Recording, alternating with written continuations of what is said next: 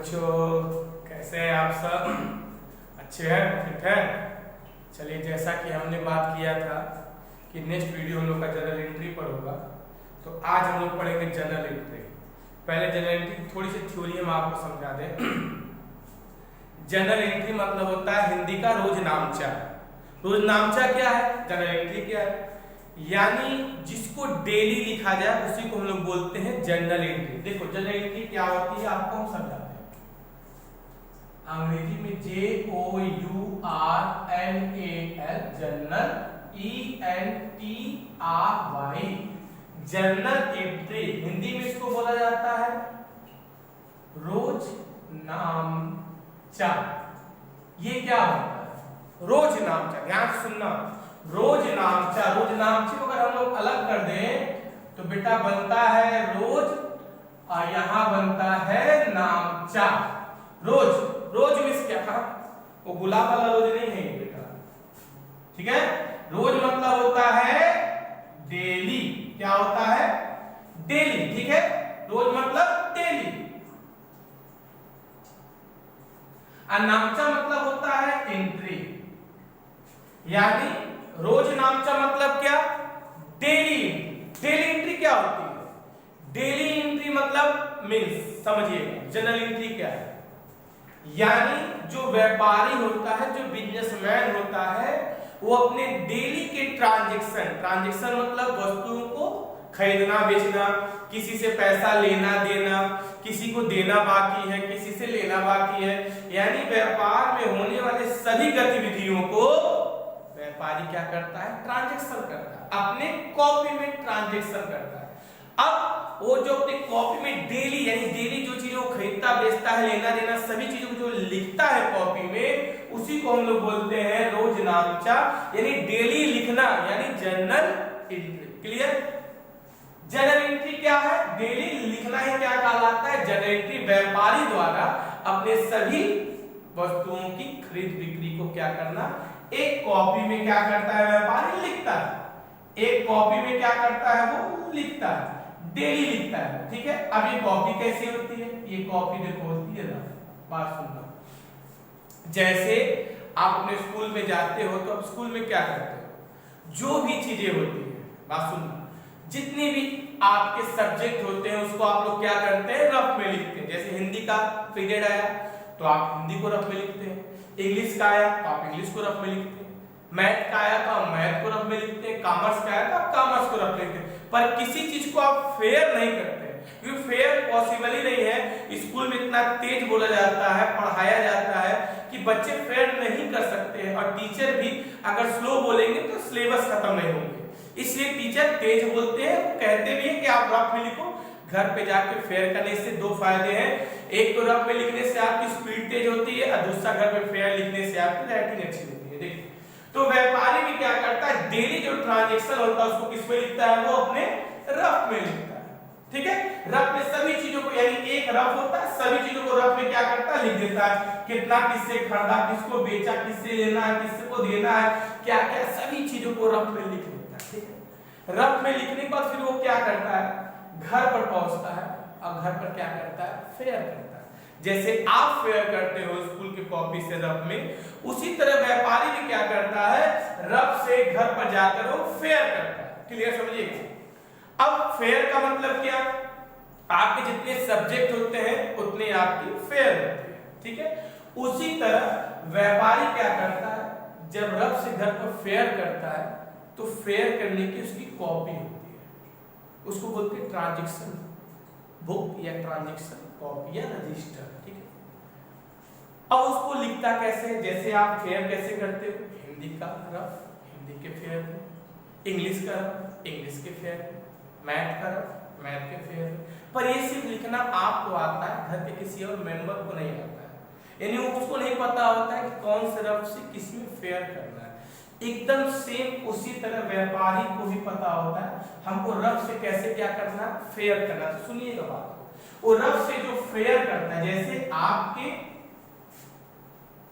Rough से fair करने के 4 से 5 फेयर कॉपी होती है, आपको पता होता है किसमें कैसे लिखना है। इसी तरह व्यापारी के पास भी क्या होती है? फेयर कॉपी होती है, ठीक है? और इसके पास सिर्फ 3 ही कॉपी होती है सर। और जितने ट्रांजेक्शन होते हैं, जैसे हम ये ट्रांजेक्शन यहाँ बना देंगे फिर से रफ को, ये जितना रफ में लिखा हुआ है ना बाबू, ये सभी चीजें आप इस 3 फेयर में क्या करोगे, लिख के खत्म कर दोगे। इस 3 फेयर से ज्यादा कोई फेयर होता ही नहीं है व्यापारी के पास। इसको हम लोग बोलते हैं अकाउंट की कॉपी, ठीक है। अब अगर इसको कॉमर्स की लैंग्वेज में बोले, रोजनामचिक लैंग्वेज में बोले, तो इसी का नाम होता है टाइप ऑफ अकाउंट। इसी को हम लोग क्या कहते हैं, type of account. Type of account का मतलब खातों के प्रकार, खातों के प्रकार। अगर आपसे किसी ने पूछा खाते कितने प्रकार के होते हैं, तो आपको क्या बताना है, टाइप ऑफ अकाउंट खाते कितने प्रकार के होते हैं, खाते 3 प्रकार के होते हैं। कितने प्रकार के खाते होते हैं, 3। और यही 3 बस फेयर होता है व्यापारी के पास, और इसी 3 फेयर में वो सारे ट्रांजेक्शन को क्या करता है, लिख देता है। इससे ज्यादा कोई भी एंट्री कुछ भी आ जाए, कोई भी ट्रांजेक्शन आ जाए, वो ट्रांजेक्शन सिर्फ और सिर्फ 3 कॉपियों में खत्म हो जाते हैं। बात सुनिएगा ध्यान से, कितने भी ट्रांजेक्शन आ जाए वो 3 कॉपियों में क्या होते हैं, खत्म हो जाते हैं। यानी आपके खातों के प्रकार कितने होते हैं, 3। इसी को हम लोग बोलते हैं गोल्डन रूल। मॉडर्न जमाने में इसका नाम चेंज हो गया है, लोग कहते हैं गोल्डन रूल। गोल्डन रूल क्या, तो आपको बस कहना क्या, गोल्डन रूल क्या है, टाइप ऑफ अकाउंट, अकाउंट कितने प्रकार के होते हैं, 3, ठीक। अब ये तीनों का नाम क्या है, अब देखो तीनों का नाम होता है, पहले का नाम है व्यक्तिगत खाता। क्या नाम है, व्यक्तिगत खाता। दूसरे का नाम है वास्तविक खाता। और तीसरे का नाम होता है नाम मात्र खाता। का खाता, मैं को खाता नहीं, का खाता, व्यक्तिगत खाता, वास्तविक खाता, नाम मात्र खाता। यही 3 क्या होते हैं, आपके अकाउंट होते हैं। इंग्लिश में अगर बोले तो व्यक्तिगत खाते का अंग्रेजी होता है पर्सनल अकाउंट। इसको बोलते हैं हम लोग रियल अकाउंट, इसको बोलते हैं हम लोग नॉमिनल अकाउंट। अब सुनिएगा एक चीज, थोड़ा सा आपको बैक समझा दे। अकाउंट, अकाउंट की फुल स्पेलिंग ये होती है बच्चों लोग अकाउंट्स, ठीक। अब अकाउंट का इतना जगह ट्रांजैक्शन होता है कि हम लोग इतने बड़े अकाउंट को नहीं लिख सकते, इसीलिए इसको शॉर्टकट में लिखते हैं A/C, जहां A कैपिटल होता है और C क्या होता है, स्मॉल होता है। और ये डंडी देख रहे हैं, खड़ी डंडी नहीं होती, इसको थोड़ा सा तिरछा हो जाता है, ठीक है। ये हो गया इसका शॉर्टकट अकाउंट, ठीक। अब सुनिए कितने अकाउंट होते हैं, पर्सनल अकाउंट, रियल अकाउंट और नॉमिनल अकाउंट, 3 अकाउंट। यानी आपके रफ के कुल फेयर 4 से 5 है, पर व्यापारी के वहां कुल कितने फेयर होते हैं, सिर्फ 3, पर्सनल अकाउंट, रियल अकाउंट और नॉमिनल अकाउंट। एक बात याद रख लीजिएगा, जिसको जनरल एंट्री आ गया उसको सब आ गया। जनरल एंट्री हर क्लास के लिए इंपॉर्टेंट होता है, 9 से लेकर अकाउंट तक के लिए। जनरल एंट्री हमारा बैकबोन है, यानी जैसे मानव शरीर में हड्डी का काम है, जस्ट उसी तरह अकाउंट में जनरल एंट्री का काम है, ठीक। अगर जनरल एंट्री नहीं क्लियर तो आप कुछ भी पढ़ लीजिए, कुछ नहीं क्लियर होगा। जिसका जनरल एंट्री क्लियर है उसका सभी चीज क्लियर है। और ये मैं दावा करता हूं कि जिस तरह मैं जनरल एंट्री पढ़ा दूंगा वैसा बहुत कम ही लोग पढ़ाते हैं, ठीक है। जनरल एंट्री मैं समझा दूंगा, एक हफ्ते भी क्लास चलेगी जनरल एंट्री की, लगातार आपको वीडियो मिलते रहेंगे और जनरल एंट्री के सारे डाउट हम क्लियर कर देंगे। फिर जनरल एंट्री कभी आपको नहीं परेशान करेगी, एकदम क्लियर हो जाएगा। आते हैं लोग टॉपिक पर कि खाते कितने प्रकार के होते हैं, 3। यानी व्यापारी के फेयर कितने हैं, 3, पर्सनल, वास्तविक और नाम। अब इंपॉर्टेंट क्या, देखो आप रफ से जब फेयर करते हो, ये आपको पता होता है, ये हिंदी वाला है चलो हिंदी में जाएगा, ये इंग्लिश वाला है तो चलो इंग्लिश में जाएगा, ये मैथ वाला है तो चलो मैथ में जाएगा। इसी तरह जो व्यापारी का रफ होता है उसको भी पता होता है ये वाला ट्रांजैक्शन इसमें जाएगा, ये वाला ट्रांजैक्शन इसमें जाएगा, ये वाला ट्रांजैक्शन इसमें जाएगा, पर आपको पता नहीं है। आपको कैसे पता चलेगा, ये हम बताएंगे। यानी रफ से फेयर कैसे चलिए हम बताएंगे। सबसे पहले ये आपको पता होना चाहिए कि व्यक्तिगत खाते में क्या जाता है, वास्तविक खाते में क्या जाता है, और नॉमिनल अकाउंट यानी नाम मात्र खाते में क्या जाता है। छोटा सा सुनिएगा बात, अभी तुरंत आप क्लियर हो जाएंगे। व्यक्तिगत खाते, देखो नाम से बता रहा है व्यक्तिगत यानी पर्सनल, यानी वो सारे ट्रांजैक्शन जो किसी नेम से शुरू हो, बात सुनिएगा, यानी नाम, वो सारे ट्रांजैक्शन जो किसी नाम से शुरू हो वो किस पे जाते हैं, व्यक्तिगत खाते में। यानी यहाँ रफ में जितने ट्रांजैक्शन नेम के साथ लिखे गए होंगे उन सभी ट्रांजैक्शन को किस में लिखना है, व्यक्तिगत खाते में लिखना है। जैसे राम को माल बेचा, श्याम को माल बेचा, मोहन से पैसा लिया, सोहन को पैसा दिया, टाटा बिरला अंबानी कंपनी को पैसा दिया या उनसे पैसा लिया, राम एंड सन्स को पैसा दिया, राम एंड सन्स से पैसा लिया, और भी जैसे सीता एंड कंपनी को माल बेचा, उनसे माल खरीदा। यानी सभी ट्रांजैक्शन में क्या आनी चाहिए, नाम। जब नाम आ गया तो बस समझ जाइएगा वो कौन सा अकाउंट है, पर्सनल अकाउंट। ठीक है, वो सारे ट्रांजैक्शन जहां पे नाम आ गया वो क्या होता है, पर्सनल अकाउंट होता है। मींस महेश सर से पैसा लिया तो महेश सर से पैसा लिया तो नाम आ गया महेश, ये वो क्या हो गया, पर्सनल अकाउंट। मोहन कंपनी को माल बेचा, नाम आ गया मोहन, तो कौन सा हो गया, व्यक्तिगत अकाउंट। यानी व्यक्तिगत अकाउंट का पहचान कैसे करेंगे, जिसके आगे क्या लिखा हो, नाम लिखा हो। अब आते हैं हम लोग वास्तविक खाते। व्यक्तिगत खाता क्या है, देखिए वास्तविक खाते बात है। वास्तविक खाता क्या होता है, वास्तविक खाता यानी रियल अकाउंट। रियल एस्टेट का नाम सुने होंगे, रियल एस्टेट में क्या होता है, सभी एसेट्स का ट्रांजैक्शन होता है। सेम यहाँ पर भी क्या होता है, एसेट का ट्रांजैक्शन नगदी में होता है। यानी साफ सब नगदी में करना है ट्रांजैक्शन, किसका, संपत्ति का। यानी आपको यहाँ पे क्या सीखना है, किसका ट्रांजैक्शन, एसेट्स का। व्हाट इज एसेट्स, एसेट्स क्या होता है, एसेट्स हमारी संपत्ति होती है, वो चीज जिसको बेचकर हम पैसा कमाते हैं। For example building, machine, stock यानी माल, मोटर गाड़ी, फर्नीचर, ये सभी चीजें हमारी क्या होती है, संपत्ति होती है। पर एक चीज याद रखिएगा, दुनिया की सबसे बड़ी संपत्ति होती है कैश, नगद। कहावत सुने होंगे, बाप बड़ा ना भैया, सबसे बड़ा रुपया। यानी कैश, कैश क्या है हम लोग का सबसे बड़ा एसेट होता है। कैश नहीं तो कुछ नहीं, कैश है तो सब है। ठीक है, याद रखिएगा। इसीलिए हमने पिछले वीडियो में बताया था, सी से कैश होता है सर, सी से कैश और सी से होता है हम लोगों का कॉमर्स। हम लोग को सिर्फ क्या पढ़ना है, कैश। इतना मैं पैसा दिखला दूंगा आपको कि आपको छोटे मोटे पैसे कुछ समझ में नहीं आएंगे। यानी हम लोग जब पढ़ाई करते हैं, लाखों का ट्रांजैक्शन, घर वाले लाखों देखे नहीं है, आप लाखों यहाँ बेच के खत्म, बात समझिएगा। यानी कैश से बड़ी कोई संपत्ति नहीं होती है। वास्तविक खाता वो खाता होता है जहां पर सभी नकदी में क्या किए जाते हैं, ट्रांजैक्शन किए जाते हैं। किसमें ट्रांजैक्शन किए जाते हैं, नकदी में। जैसे अब लिखा है मशीन खरीदा, मशीन खरीदा, मशीन परचेज, यानी मशीन खरीदा किससे खरीदा, नाम ने मैंने नहीं दिया। मशीन खरीदा किससे खरीदा, नाम नहीं है। जब नाम नहीं है तो वास्तविक खाता नहीं है। मशीन, मशीन हम लोग की क्या होती है, एसेट्स होती है।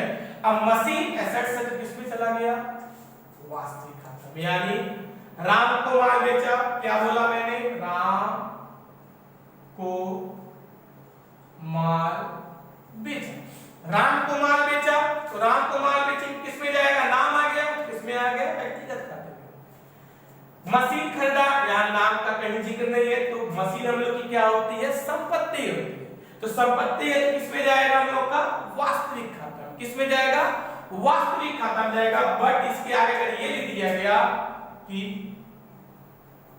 मोहन से मशीन खरीदा, यानी मशीन परचेज फ्रॉम मोहन, तो नाम आ गया सर किसका, मोहन का। नाम आ गया तो किसमें चला जाएगा सर, ये सॉरी, नाम आ गया मोहन, तो मोहन किसमें चला जाएगा। अब मशीन से मतलब नहीं है, नाम आ गया तो नाम सबसे बड़ी चीज होती है।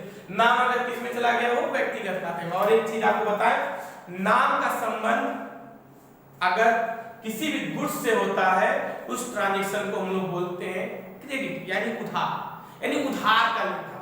व्यक्तिगत खाते में क्या होता है? उधार का लेखा होता है, यानी जिसको भी माल खरीदे या माल बेचे, माल खरीदे और माल बेचे में अगर नाम आता है उसका मतलब होता है उधार का ट्रांजेक्शन। उधार मतलब जैसे सपोज आप कहीं गए सामान खरीदने गए, किसी भी आप किराने स्टोर पे सामान जाते हैं लेने, आप 100 रुपए का तेल लेते हैं या 100 रुपए की बिस्कुट लेते हैं और आप उसको नगद देकर चले जाते हैं, कैश देकर। वो आपको रोक कर आपका नाम नहीं पूछता है, उसको आपके नाम में कोई इंटरेस्ट नहीं है। बट आपने क्या किया, एक 20 रुपए का बिस्कुट लिया और चल दिया, पैसा नहीं दिया, तुरंत दुकानदार आके ए बाबू ले कहा हो पैसा ला, आप कहे चाचा पैसा तो नहीं बा, काहे पैसा नहीं बा, पैसा ना ऐसा पापा का ने उधार ले लिए, पापा का नाम का है तूने खिलावन, तो समझ जाता खिलावन के लेकर के जा बेटा, आपके पिताजी के नाम खिलावन के खाता में लिख देगा 20 रुपए का बिस्कुट, यानी नाम आ गया, खिलावन के घर 20 रुपए का बिस्कुट गया, यानी नाम का मतलब क्या होता है, उधार का ट्रांजैक्शन, ठीक है। बट कभी कभी कैश भी हम लोग देते, राम को पैसा दिया, मोहन को पैसा दिया, वो नगद है, तो उधार वही एंट्री होगी जहां पे नाम के साथ क्या आ जाए, गुड्स आ जाए, कोई भी गुड्स। ये मशीन भी हम लोग की क्या होती है, गुड्स होती है, क्लियर। तो व्यक्तिगत खाता कौन सा खाता है, वो खाता जहां पे किसी का नाम आए। वास्तविक खाता वो खाता है जहां पर किसी एसेट्स का क्या हो, ट्रांजैक्शन हो। और सबसे बड़ा एसेट क्या होता है, कैश। यहाँ पे सारे ट्रांजैक्शन नगद में होते हैं, अगर नाम लग गया तो समझिए उधार होगा, उधार किसमें चला जाएगा, व्यक्तिगत खाता। उसके बाद फिर आता है आपका नॉमिनल। नॉमिनल मतलब होता है नाम मात्र का, नाम नाम से लिखे बताया, नाम मात्र, नाम छोटा छोटा, यानी व्यापार में जो छोटे मोटे ट्रांजैक्शन खर्च के होते हैं, किसके, खर्च के, और कह सकते हैं छोटे मोटे लाभ के। खर्च मतलब एक्सपेंसेस, लाभ मतलब क्या होता है, प्रॉफिट। याद रखिएगा सर, मेरा वीडियो हमेशा हिंदी इंग्लिश दोनों में रहेगा, जिससे क्या हो, यूपी बोर्ड से लेकर सीबीएसई एसएससी बोर्ड सभी बच्चों को मेरी बातें क्या क्लियर समझ में आए। मैं हर लैंग्वेज को हिंदी और इंग्लिश दोनों में समझाऊंगा, पेशेंस रखिएगा। देखिए नाम मात्र खाता यानी नॉमिनल अकाउंट, नाम से ही लग रहा है, नाम मात्र छोटे मोटे खर्च, जैसे किसी को व्यापार है तो व्यापार में बड़े ट्रांजैक्शन होते हैं, तो व्यापार में छोटे मोटे खर्च भी होते हैं, जैसे किराया देना यानी रेंट पे किया, बिजली का बिल देना, इलेक्ट्रिसिटी पे किया, मजदूरी देना, वेजेस दिया, सैलरी दिया, कमीशन दिया, डिस्काउंट मिला, डिस्काउंट दिया, पान गुटखा तंबाकू, जो भी व्यापार में खर्च होते हैं, छोटे मोटे सभी खर्चों को किसमें लोग डालते हैं, नाम मात्र के खाते में डालते हैं। तो आप क्लियर हो चुके हैं कि व्यापारी ने अपने रफ में क्या लिखा हुआ है, राम को माल बेचा, रफ में जल्दी लिख दिया, अब रात को बैठकर ट्रांजैक्शन कर रहा है, राम को माल बेचा, तो आप समझ चुके हैं राम को माल बेचा तो किस अकाउंट में जाएगा, तुम बोलिए, व्यक्तिगत खाते में, क्लियर। अब लिखा हुआ है मशीन खरीदा, तो मशीन खरीदा किसमें जाएगा, रियल अकाउंट में। अब सपोज छोटा मोटा खर्चा जैसे मान लिख दिया सैलरी पेड, यानी सैलरी पेड का मतलब हो गया वेतन दिया, तो अब वेतन दिया भाई, देखिए नाम नहीं है इसलिए व्यक्तिगत में नहीं जाएगा। वेतन तो कोई हमारा एसेट संपत्ति होता नहीं है, इसलिए किसमें चला जाएगा, ये नाम मात्र अकाउंट में। क्लियर, यानी हम लोग क्लियर हो चुके हैं इस समय कि व्यक्तिगत खाते में क्या जाता है, नाम जाता है, वास्तविक खाते में क्या जाता है, नगद जाता है, कैश एसेट्स का ट्रांजैक्शन होता है, और नाम मात्र में क्या जाता है, छोटे मोटे खर्च जाते हैं। अब आप लोग ये क्लियर हो चुके हैं किसमें क्या क्या जाता है, बट कैसे जाता है ये जानना है। यानी अगर सिंपली आप यहां लिख देते हैं राम को माल बेचा, सैलरी दिया, मशीन खरीदा, 3 कॉपी है आपकी, तीनों कॉपी में आपने क्या किया, लिख दिया भैया मैंने राम को माल बेचा, यहाँ सिंपल लिख दिया राम को माल बेचा, सैलरी यहाँ लिख दिया सैलरी दिया, फिर लिखा मशीन बेचा, यहाँ लिख दिया मशीन खरीदा या बेचा। ये तो कोई भी कर लेगा, ये तो कोई भी कर लेगा, यानी आसानी से कोई भी लिख लेगा। तो क्या आप मालूम हो कि हम अकाउंट के स्टूडेंट हैं, यानी हम लोग सारे ट्रांजैक्शन करते हैं, हम लोग का लैंग्वेज अलग है, इसको सिर्फ हम समझते हैं, बगल वाला जान ही नहीं पाएगा आपने कितना माल बेचा, कितना माल खरीदा, आप कितना पैसा कमाते, कोई नहीं जान पाएगा। आप बोलते रहिए भाई पैसे में नहीं बा, पैसे में नहीं बा, बट आपके जेब में पैसा ही पैसा है, ठीक है, ये कोई नहीं जान पाएगा, या घर वाले भी नहीं जान पाएंगे, ये हम लोग का लैंग्वेज अलग होता है। ये अभी आपने जाना कि रफ से ये छाटना है, इसमें क्या क्या जाएगा, अब उसको लिखा कैसे जाएगा, इसी का नाम है रूल।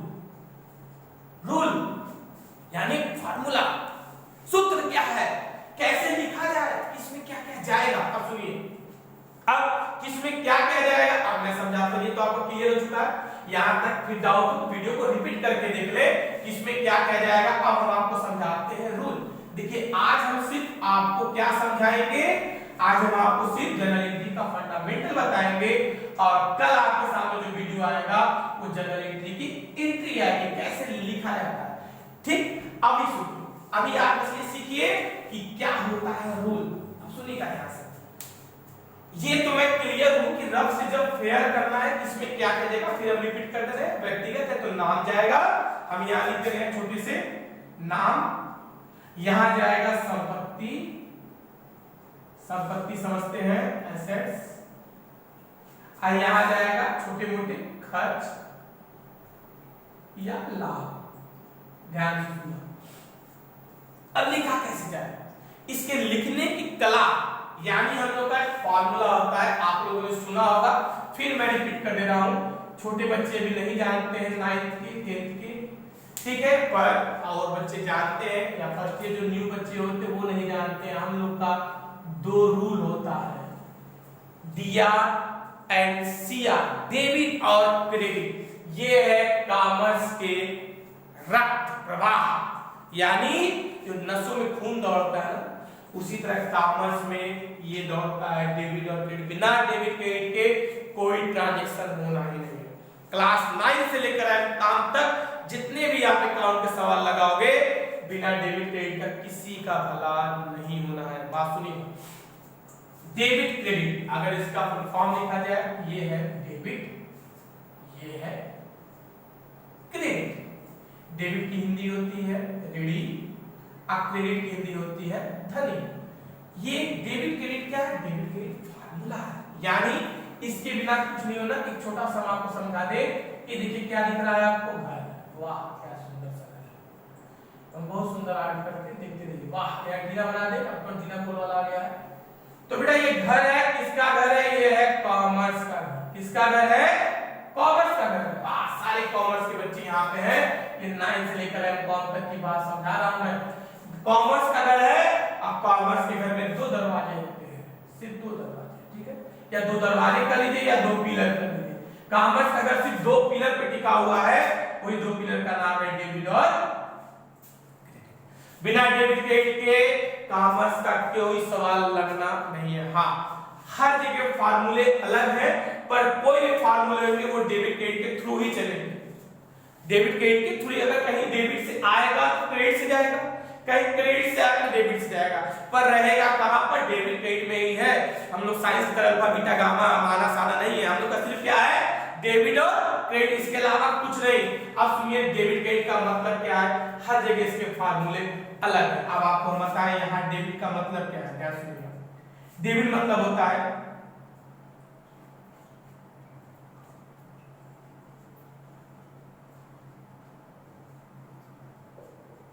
देखिए, इसका फार्मूला है receiver was debit, giver was credit. यानी अगर हिंदी में लिखा जाए तो पाने वाला व्यक्ति डेबिट, देने वाला व्यक्ति क्रेडिट, ठीक है। यहां का है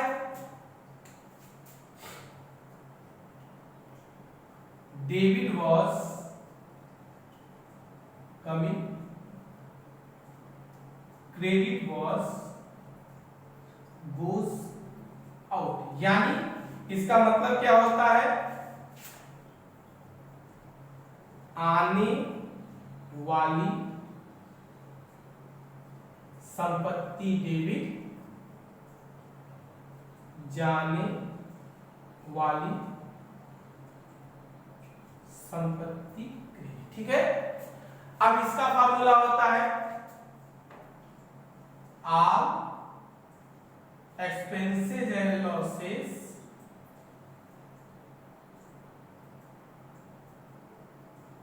debit are income and gain credit, मतलब सभी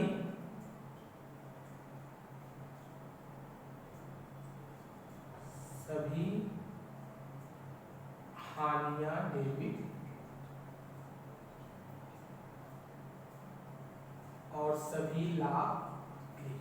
ठीक है, अब मतलब समझिए, अब क्वेश्चन को कैसे सॉल्व करना है आपको हम शॉर्ट ट्रिक में समझा रहे हैं। ठीक है, इसके बाद जो हमारी नेक्स्ट वीडियो आएगी वो प्रॉपर आएगी, जनरल एंट्री कैसे लगाया जाता है। अभी बस आपको हम ये समझाएंगे कि पहले देखो जनरल एंट्री क्या करते हैं कि बच्चों से गलती बहुत ज्यादा होती है जनरल एंट्री में, वो क्या धड़ाक से लिख देते हैं।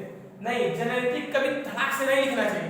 पहले दिमाग में सेट कर लो कि क्या डेबिट में लिखना है, क्या क्रेडिट में लिखना है। जब तुम ये क्लियर कर लो कि क्या डेबिट में लिखना है और क्या क्रेडिट में लिखना है, तो जब आप जनरल एंट्री लगाओगे तो आपकी जनरल एंट्री एकदम परफेक्ट लगेगी। और आज हम अभी यही सिखाएंगे कि क्या डेबिट में लिखना है और क्या क्रेडिट में लिखना है। और मेरे नेक्स्ट वीडियो में ये आएगा कि जनरल एंट्री लगाया कैसे जाता है। मेरा सेकंड वीडियो है, ध्यान से सुनिएगा।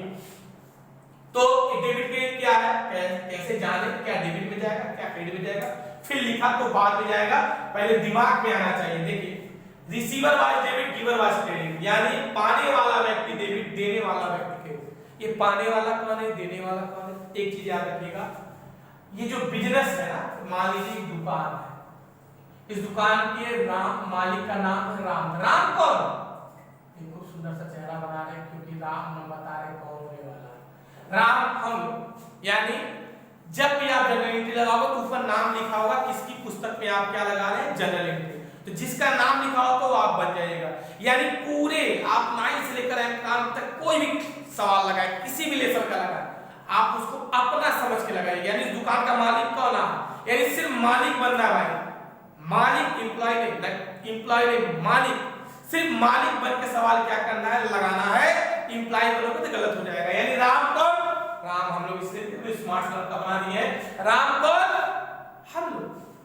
अब देखो, receiver wise debit, giver wise credit का मतलब क्या है, आप हम लोग अपने वहां ट्रांजैक्शन करते हैं, यानी राम अपने वहां लिख रहा है, ना कि राम को दूसरे से मतलब है।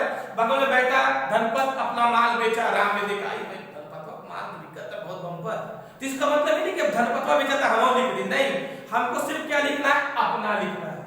हम जो भी ट्रांजैक्शन करेंगे खुद करेंगे। तो याद रखिएगा, तीनों अकाउंट में एक जगह हम लोग होते हैं। एक जगह कौन होता है, हम लोग होते हैं। यानी receiver wise debit, giver wise credit का मतलब क्या है, या तो हम पाने वाले होंगे या तो हम देने वाले होंगे, एक जगह हम होंगे। जहां हम होते हैं वहां हम लोग अपना नाम नहीं लिखते, ध्यान दीजिएगा। जहां हम लोग होते हैं वहां हम लोग अपना नाम नहीं लिखते। जैसे एग्जांपल, मान लीजिए आपका नाम राज है, अब राज को भूख लगा है, तो राज घर में कैसे कहता होगा भूख लगा है, मम्मी राज की भूख लगल बा खाना था, नहीं, वो राज क्या कहता है, मम्मी मुझे भूख लगा है खाना दो। यानी पर्टिकुलर हम लोग अपना नाम कहीं भी किसी भी दशा में लेते नहीं। हम लोग क्या करते हैं, हम लोग किसी भी चीज को डायरेक्टली मांग लेते हैं या देते हैं, अपना नाम नहीं लेते। याद रखिएगा। तो व्यक्तिगत खाते में हमने लिख दिया डेबिट और क्रेडिट। अब देखो एंट्री छोटी सी लोग पढ़ते हैं, जैसे लिख दिया है कि रामू को माल बेचा, यानी गुड्स सोल्ड टू रामू। ध्यान देना, नाम आ गया सर रामू, अगर सिर्फ लिख देना गुड्स सोल्ड टू बंद हो जाएगा, वास्तविक खाता ये लिखा हो। यहाँ नाम आ गया रामू, तो जैसे नाम आ गया रामू आपको बता दिए नाम है तो कौन सा अकाउंट है, वो लिखा है व्यक्तिगत खाता। अब बेटा आप लोग सभी लोग ये फार्मूला जरूर याद कर लीजिए। फार्मूला जब याद करेंगे ज्यादा कुछ नहीं, सिर्फ 6 चीज है, गाना तरह याद कर लीजिए। आवे वाला डेबिट, जाए वाला क्रेडिट, पावे वाला डेबिट, देवे वाला क्रेडिट, सारा घाटा डेबिट, सारा लाभ क्रेडिट। गाना तरह 2 दिन याद करेंगे, रट जाएगा, 2 दिन रट लेंगे, पूरी जिंदगी सुधर जाएगी। सब ध्यान सुनेगा। तो पाने वाला डेबिट, देने वाला डेबिट। अब यहां पढ़ो, रामू को माल बेचा, रामू को माल बेचा, तो रामू के माल बेचा, रामू को हमको माल बेचा। हमको नहीं मतलब है बगल में हमारा पड़ोसी क्या कर रहा है, मुझे अपने से मतलब है। मैंने रामू को माल बेचा, तो रामू कौन है, सामने वाला पर्सन है। अब राम कौन है, हम। तो राम ने रामू को माल बेचा, देखो पाने वाला डेबिट, पाने वाला कौन है, रामू। तो रामू कहां चला गया, डेबिट हो गया। रामू कहां हो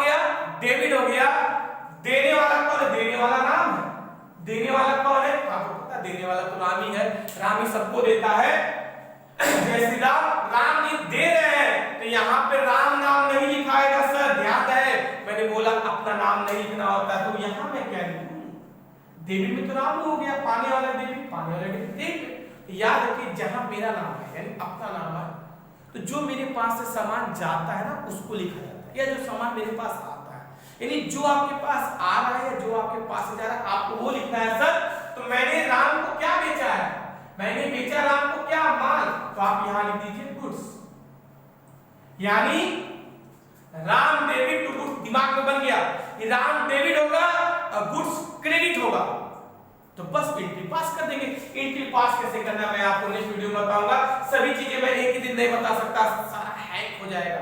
पहले आप फार्मूला रटे फिर चले एंट्री रटे। मैंने क्या सिखाया कि दिमाग में बैठ गया, डेबिट में कौन गया, रामू, और क्रेडिट में क्या है, गुड्स, जहां मेरा नाम होगा वहां पे हम अपना नाम ना लिख के क्या लिखेंगे, जो मेरे पास आ रहा है, जो मेरे पास से जा रहा है। पर आपको बेटा बता दे, जो माल बेचा जाता है, जो माल खरीदा जाता है, वहां पे गुड्स नहीं लिखते हैं। अगर आप बेच रहे हैं तो आप यहाँ क्या यूज करिएगा, सेल, और खरीद रहे हैं तो क्या यूज करेंगे हम लोग, नाम वही है, गुड्स ही है, पर एंट्री में गुड्स की जगह क्या लिखना होगा आपको, सेल लिखना होगा। अब मान लो लिख दिया मोहन, मान लेते हैं मोहन को रुपया दिया।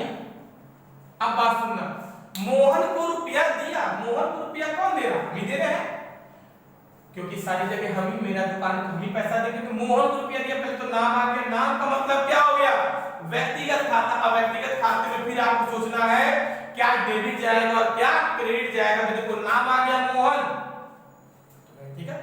अब देखो रुपया दिया तो पाने वाला कौन है, आप बोलो, मुझसे खुद बोलो, यस मुझे सुनाई देगा, मोहन को रुपया दिया, तो जब मोहन को रुपया दिया तो पाने वाला कौन हो गया, मोहन प्यारे, मोहन भाई डेबिट चले गए, मोहन भाई कहां चले गए, डेबिट चले गए, देने वाले कौन है, राम दे रहा, सब राम तो सबको देते हैं, जय श्री राम, राम जी दे रहे हैं, तो जब राम जी दे रहे हैं तो राम जी दे क्या रहे हैं, मोहन को रुपया दे रहे, रुपया को हम लोग कैसे लिखेंगे, सिर्फ गुड्स की जगह है, गुड्स बेचते हैं तो सेल, अब गुड्स खरीदते हैं तो परचेज, ठीक है।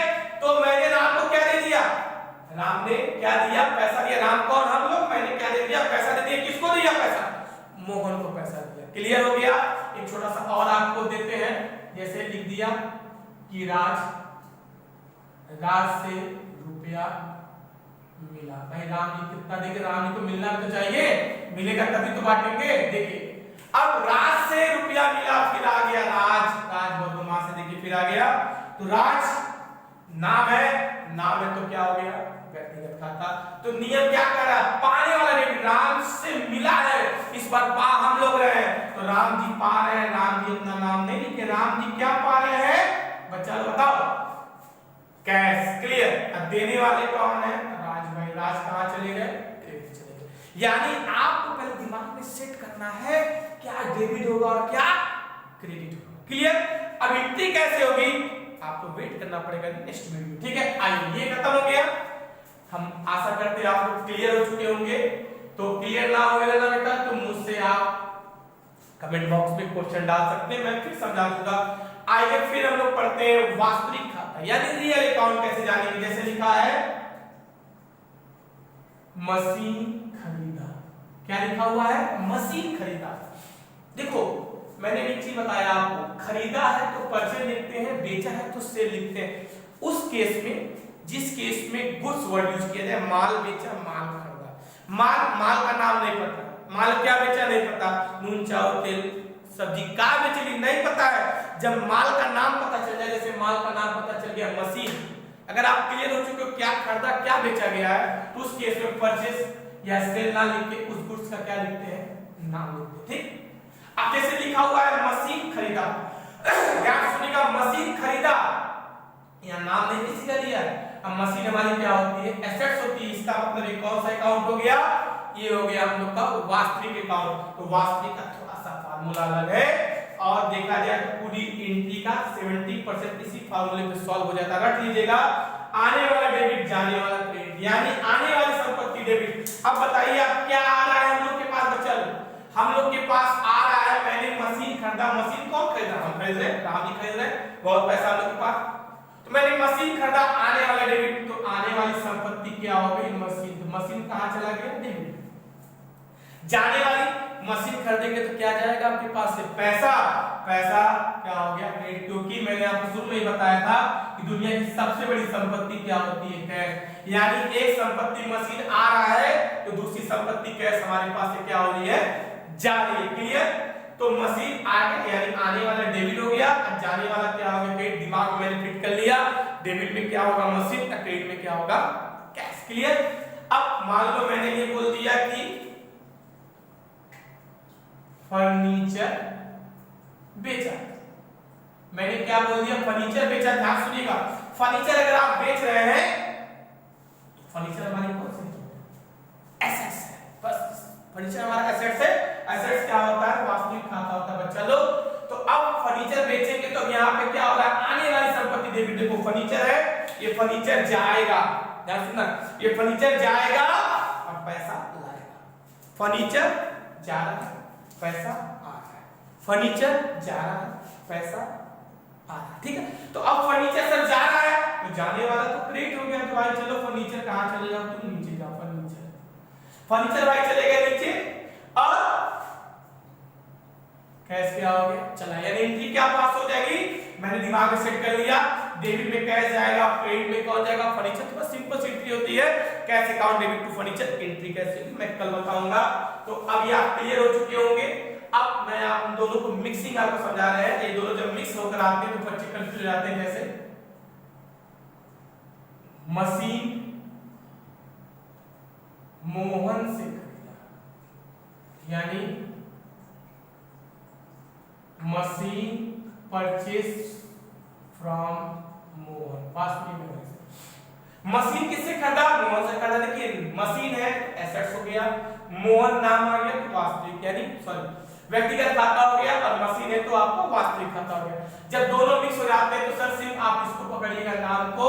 जब दोनों मिक्स हो जाए तो उसको दोनों मिक्स नहीं करते, वो कौन सा अकाउंट होता है? व्यक्तिगत ही होता है। व्यक्तिगत क्या करता है? पाने वाला व्यक्ति डेबिट। अगर आप मशीन खरीदे तो मशीन किसको मिल रहा है? राम जी को मिल रहा है। तो राम जी अपना नाम नहीं लिखेंगे, राम जी को क्या मिल रहा है? मशीन। तो यहाँ पे लिखना है आपको क्या, यानी मैंने क्या पाया? मैंने मशीन पाया। और देने वाला कौन है? देने वाला कौन है? मोहन। मोहन कहां चला गया? यानी पाने वाला व्यक्ति डेबिट, देने वाला क्रेडिट। पाने वाला व्यक्ति कौन? हम लोग कभी अपना नाम नहीं लिखते, हम लोग को जो मिलता है हम वही लिखते हैं, और दूसरा मोहन है। क्लियर हो गया आप लोग को? तो और भी बहुत से टॉपिक है सर, जब हम लोग सवाल लगाएंगे, क्वेश्चन सॉल्व करेंगे तो सब क्लियर हो जाएगा। आपको मैं एक हफ्ते में जनरल का पास सा होगा। इसके बाद एक तीसरा आता है नाम मात्र, छोटे मोटे खर्चे। नाम मात्र क्या? छोटे मोटे खर्चे। अब नाम मात्र में मतलब क्या होगा? ऐसे आएगा, वेतन दिया, यानी सैलरी पेड। ठीक? मान लो फिर इसके नीचे आता है कमीशन मिला, यानी कमीशन रिसीव। अब बात सुनना ध्यान से। अब हम लोग यहां लिखते हैं सर डेबिट और क्रेडिट। ठीक है? इन दोनों का तो सर ठीक है फंडा, डेबिट क्रेडिट दोनों साथ में चलते हैं डेबिट के साथ, पर यहाँ डेबिट क्रेडिट साथ में नहीं चलता ना, कभी चल पाएगा? आप ही बताओ। एक दिन में आपको देखो जो भी ट्रांजेक्शन होता है रात के होता है, यानी दुकान बंद होने के बाद, दुकान जब भी बंद हो जाए तो व्यापारी दिन भर पहले माल बेचता है, खरीदता है, सब लेना देना सब लिख लेता है। उसके बाद रात को बैठ के क्या करता है? ट्रांजेक्शन करता है। जब वो रात को खाली ट्रांजेक्शन करेगा, या तो उसको लॉस ही होगा या तो उसको प्रॉफिट होगा, दोनों एक साथ पेश होता है। जैसे मान लो उसने 10 रुपए का सामान 12 में बेचा है, और एक 10 का सामान उसने 9 रुपए बेचा है। यहाँ से उसको 2 रुपए फायदा हुआ, यहाँ से उसको 1 रुपए लॉस हुआ, फाइनली उसको 1 रुपए का क्या हो रहा है? फायदा हो रहा है। तो फाइनली हमको देखना है फायदा हो रहा है कि लॉस हो रहा है। ठीक है? तो एक ही फंक्शन यहाँ काम करता है, या तो डेबिट काम करेगा या तो क्रेडिट काम करेगा, पर लिखना मुझे दोनों है, बिना डेबिट के काम नहीं चलेगा। सर जैसे शरीर को चलाने के लिए खून और हवा दोनों की जरूरत होती है, हवा पानी भी आप कर सकते हैं, तो ऑक्सीजन और पानी के बिना आप जिंदा नहीं रह सकते, उसी तरह बिना डेबिट क्रेडिट एक चीज से आप जिंदा नहीं रह पाओगे। ठीक है? अब मुझे दोनों लिखना है, पर मैंने ये क्वेश्चन किया कि यहाँ तो एक ही चीज काम करता है, या तो डेबिट काम करेगा या तो क्रेडिट काम करेगा। इसका मतलब क्या? हम आपको समझाने, ध्यान सुनना। जो जगह बच जाएगा बेटा, चाहे डेबिट चाहे क्रेडिट, जो जगह बच जाएगा आपको उसको किससे भरना है, आपको उसको कैश से भरना है। क्या है मतलब, अभी हम समझाते हैं। देखो वेतन दिया, सैलरी पेड, इसका वर्ब देखो क्रिया क्या कर रहा है, दिया। दिया दिया मतलब क्या, जेब से दिया, पैसा दे रहे हैं। जब हम पैसा देते हैं तो मुझे क्या होगा सर, लॉस होगा। जब हम पैसा देंगे तो मुझे क्या होगा, लॉस होगा। लॉस कहा जाता है डेबिट में। इसका जो सब्जेक्ट है मेन, मैंने जो लिखा था जो काम किया वही आपको लिखना है। तो सैलरी कहां चला गया, डेबिट। सैलरी कहां चला गया, डेबिट में। दिया है लॉस, लॉस कहां के, डेबिट में। लो भाई क्रेडिट खाली हो गया। अब जो खाली होगा बेटा उसको किससे भर देना है, आपको कैश से। क्लियर, जो खाली होगा उसको किससे भर देना है, आपको कैश से। आपको बस एक सब्जेक्ट पकड़ना है, उसने जो बोला उसको लिखो और दूसरा जगह किससे भर देना है, कैश से। फॉर एग्जांपल अब देखो यहां पे लिखा होगा कमीशन मिला, मिला, मजा मिला, मिला तो लोगों को प्रॉफिट है भाई, मिल रहा है, पैसा आ रहा है तो गेन हो रहा है, पैसा लाभ आ रहा है, फायदा, फायदा कहां जाएगा, क्रेडिट में। तो सब्जेक्ट क्या है, कमीशन। कमीशन कहां चला गया, क्रेडिट। मित्र समझिएगा, कमीशन कहां चला गया, क्रेडिट में। तो भैया डेबिट खाली हो गया, जो खाली हो गया उसको भर दो कैसे, कैश से, खत्म। क्लियर, यानी जो जगह खाली हो उसको कैश से भरना है और सब्जेक्ट को अपनी जगह पर रखना है। और एक और विषय है, मान लो मजदूरी ले लेते हैं। मजदूरी बहुत ज्यादा दी जाती है, मजदूरी दिया। मजदूरी की नीड्स होती है वेजेस पेड। वेजेस क्या, पेड। अब आपको बताओ, मैंने मुझे सुनाई दे रहा है, यस क्लियर, एकदम आप क्लियर है। और जो लोग ना क्लियर हो उनसे कमेंट बॉक्स में पूछ लेंगे, मैं नेक्स्ट वीडियो भी इसी पे बेटा बनाएंगे, आप घबराने की जरूरत नहीं है। इस पर मुझे एक हफ्ता लगातार वीडियो आएगा, पूरा डाउट क्लियर कर देंगे। अभी हम सिर्फ आपको इसका क्या समझा रहे हैं, इंट्रोडक्शन क्या होती है जनरल एंट्री। ध्यान सुनिएगा, मजदूरी दिया, फिर आपको पकड़ना है अपना वर्ब क्रिया पकड़ना, क्या किया, किया मैंने दिया, तो दिया, दिया तो लॉस, जब जेब इस पैसा के लिए लॉस। तो अब लास्ट लास्ट कहा जाता है, राजघाट में, राजघाट में जाना है मुझे, आना कहां पर है, अपने बोर्ड पर। तो लास्ट कहा जाएगा, डेबिट में, तो यानी वेजेस कहां चला गया, डेबिट में। लो भाई फिर बच गया क्रेडिट, यानी जो जगह बचेगा उसको किससे भर देना है, मुझे कैश से भरना है। आशा करते हैं आपको पूरी जनरल एंट्री का इंट्रोडक्शन समझ में आया होगा। जनरल एंट्री लगाना कैसे है ये आपको हम नेक्स्ट वीडियो में बताएंगे। और जिसे भी जो भी प्रॉब्लम हो कमेंट बॉक्स में पूछे। और general entry properly, general entry हर व्यापार में होता है, आपको समझा दें। ये मंथली किया जाता है, व्यापारी डेली दिखता तो है, पर इसका पूरा सिस्टमैटिक, इसकी पूरी जांच हर मंथ के एंड में की जाती है। और जनरल एंट्री के बाद बनता है लेजर, लेजर के बाद बनता है ट्रायल बैलेंस, फिर उसके बाद बनता है फाइनल अकाउंट। और फाइनल अकाउंट से व्यापारी को यानी बिजनेसमैन को साल के अंत में ये पता चलता है उसने कितना प्रॉफिट कमाया, कितना लॉस कमाया। अब हम लोगों ने आगाज कर दिया जनरल एंट्री का, तो आपको हम प्रॉफिट लॉस भी दिला देंगे। फिलहाल जनरल एंट्री मुझे आशा है आपको समझ में आएगी। तो ओके, थैंक यू। आप हमारे चैनल को सब्सक्राइब करें, लाइक करें, शेयर करें। इसी तरह आपके सामने अमेजिंग वीडियो आते रहेंगे और जितने भी वीडियो हम बनाते हैं सभी वीडियो आपके सामने आएंगे। और मेरे पढ़ाने का तरीका एकदम अलग है और आप देखिए, आपको उसी तरह समझ में आ जाएगा। उसके बाद चलिए विदा करते हैं। जय हिंद, जय भारत।